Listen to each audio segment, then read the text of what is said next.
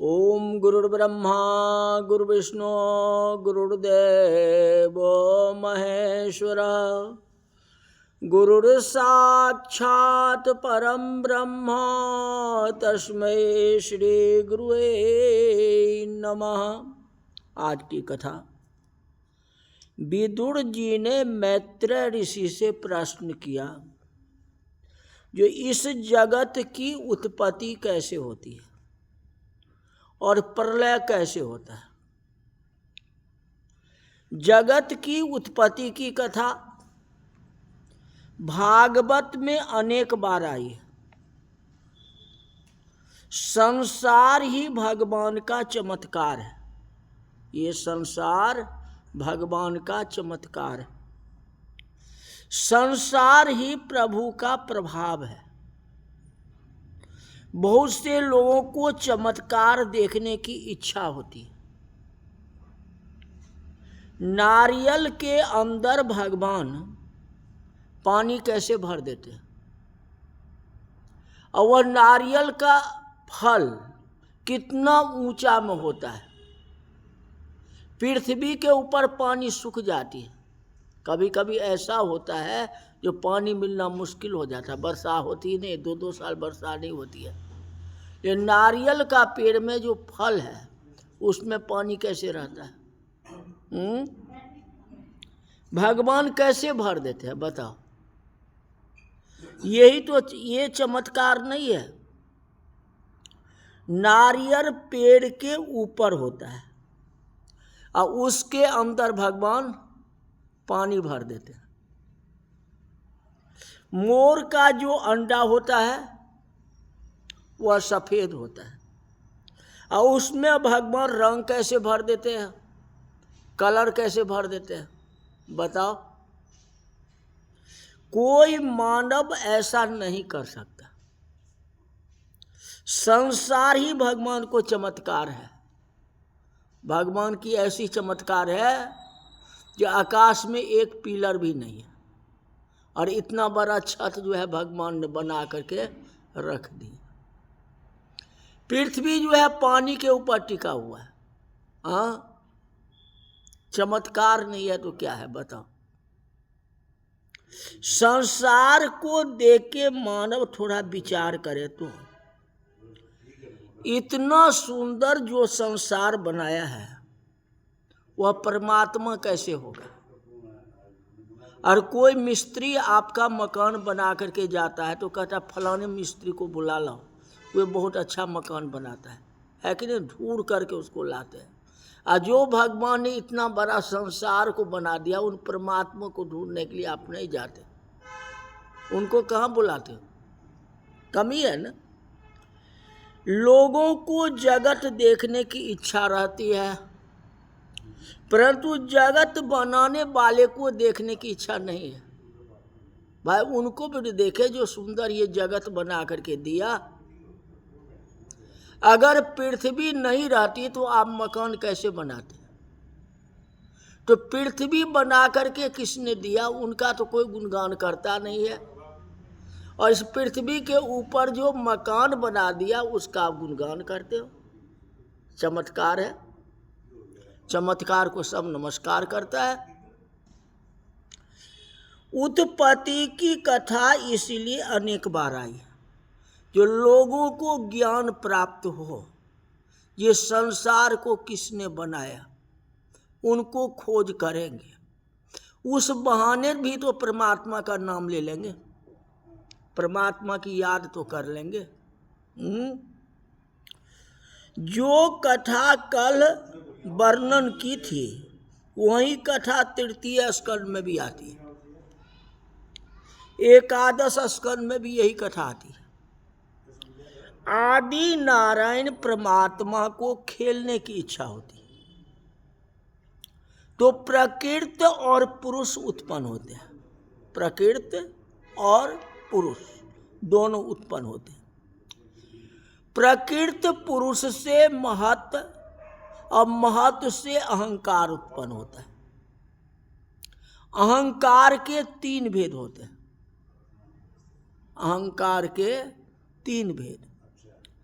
विष्णु के नाभि से कमल उत्पन्न होता है। विष्णु के नाभि से कमल उत्पन्न होता है और कमल से ब्रह्मा जी प्रकट होते हैं।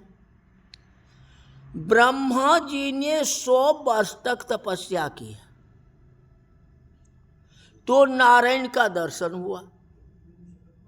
भागवत में लिखा है जो ब्रह्मा जी 100 वर्ष तपस्या की। आजकल लोग 5-10 वर्ष तपस्या करते हैं, भक्ति करते हैं और अकर के बोलते हैं जो भगवान का दर्शन अभी नहीं हुआ। आज 10 साल तपस्या हो गया लेकिन भगवान का दर्शन नहीं हुआ। अब ब्रह्मा जी ने 100 साल तक तपस्या की, वो अपनी आयु के हिसाब से। भगवान इतने सुलभ है कि थोड़े वर्ष भक्ति करो और भगवान आपके सामने आकर के खड़े हो जाए।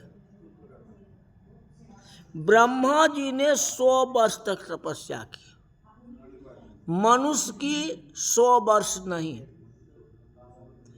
मनुष्य को दिन रात बराबर 24 घंटा का एक दिन होता है। इस तरह मनुष्य की आयु 100 साल की है। पितरों की 15 दिन का दिन और 15 दिन का रात बराबर 24 घंटा। जैसे कृष्ण पक्ष और शुक्ल पक्ष 15-15 हुआ ना। तो इस तरह से जो है पितरों की आयु 100 साल, उसी तरह देवताओं की आयु दक्षिणायन और उत्तरायण, 6 महीना का दक्षिणायन और 6 महीना का उत्तरायण। सूर्य उत्तर और दक्षिण जाते हैं तो ये बराबर 24 घंटा। इस तरह से 100 वर्ष जो है देवताओं की। अब देवताओं से भी ज़्यादा जो है ब्रह्मा जी का है, विष्णु जी का है। संक्षिप्त में बता दिया लगभग इस तरह से। तो ब्रह्मा जी की कितनी आयु हुई बताइए। ब्रह्मा जी को चतुर्भुज नारायण का दर्शन हुआ। 100 वर्ष तपस्या किए तो नारायण का दर्शन हुआ। ब्रह्मा जी स्तुति करते हैं और भगवान के आज्ञानुसार ब्रह्मा जी ने सद्विध प्राकृतिक सृष्टि और खरविध वैकृति सृष्टि की रचना की। ब्रह्मा जी के दाहिने अंग से स्वयंभू मनु हुई और बाएं अंग से शत्रुपा रानी हुई। मनु और शत्रुपा ब्रह्म अर्थ में उन्होंने राज किया है। वहाँ से सृष्टि का आरंभ होता है, मनु शत्रुपा से।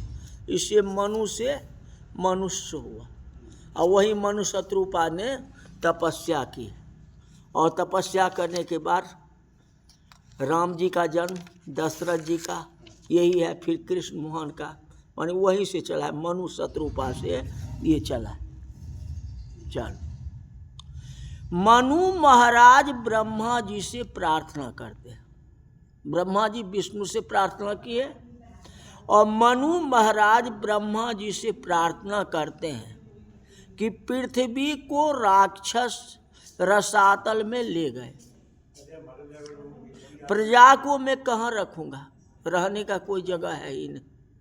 आप तो मुझे रचना कर दिया, लेकिन हम के द्वारा कहते हैं जो वंश का वृद्धि करो, वंश का वृद्धि करेंगे लेकिन प्रजा फैलेगी तो उसको रखने का जगह चाहिए। नहीं तो रखने का जगह तो है नहीं, क्योंकि पृथ्वी को राक्षस ने चुरा के ले गया। ब्रह्मा जी भगवान का ध्यान किए, विष्णु भगवान का, और आदि नारायण परमात्मा ब्राह रूप से प्रकट हुए और ब्राह नारायण गर्जना करते हुए पाताल से पृथ्वी को बाहर ले आए। मार्ग में हिरणाक्ष मिला, दो भाई था ना, हिरण्यकश्यप और हिरण्याक्ष। तो रास्ता में हिरण्याक्ष मिला,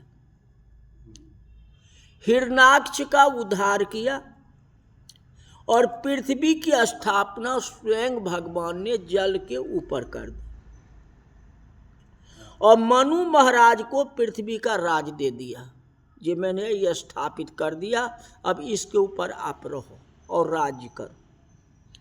राजा प्रजा को प्रसन्न करने के लिए वराह भगवान बैकुंठ धाम में जाते और वराह नारायण की कथा सुनने के बाद थोड़ा सा मनन करने की आवश्यकता है।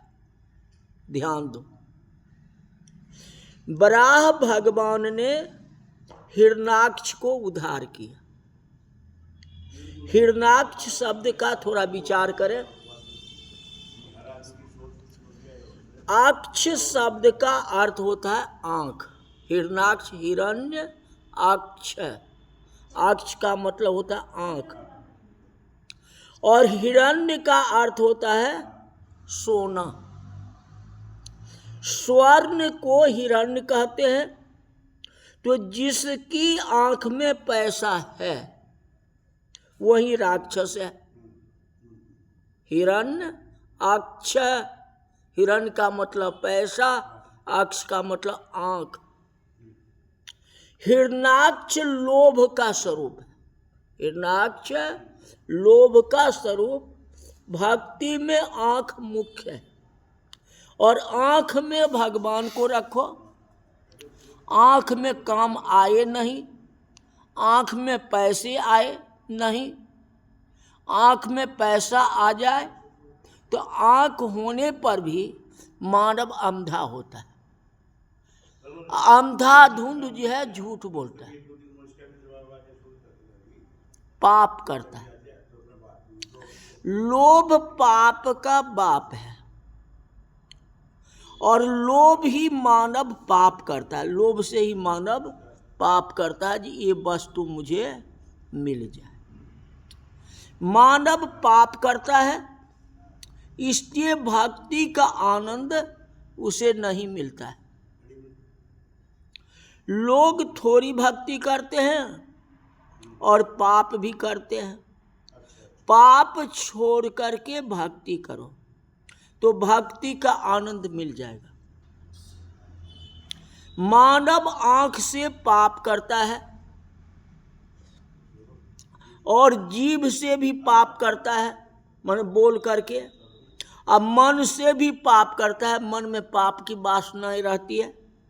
तो पाप छोड़ना ही तो महापुण्य है। पाप होता है किससे? लोभ से। लोभ पापस्य कारणम।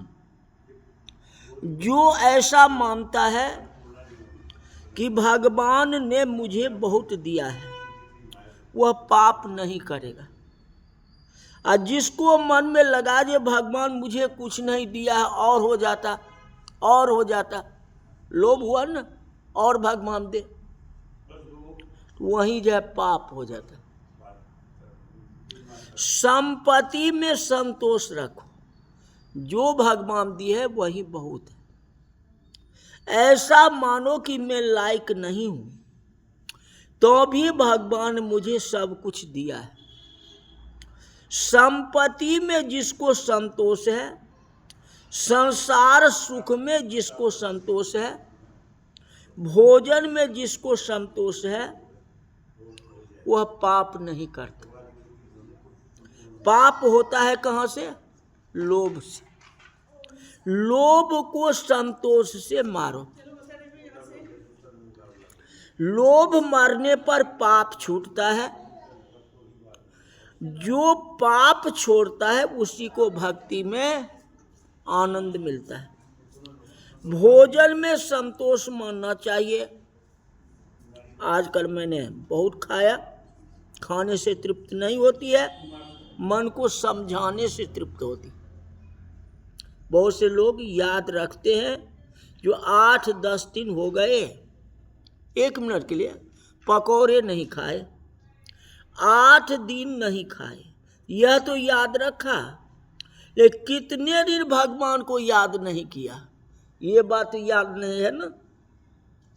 खाने से तृप्त नहीं होती है, वो तो जीभ को समझाना होता है।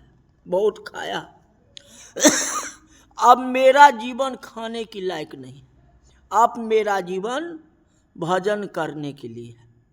तो भोजन में जिनको संतोष है वह पाप नहीं करता है। संसार सुख में जो संतोष मानता है, संपत्ति में जिसको संतोष है, उसके हाथ से पाप नहीं होता। अब आगे की कथा कल विस्तार से बताएंगे। नाग का बतलाया, फिर कपिल अवतार होगी, कपिल भगवान के अवतार होंगे, जो कथा कल बताएंगे। आज की कथा यही तक रही। बोल वृंदावन बिहारी लाल की जय।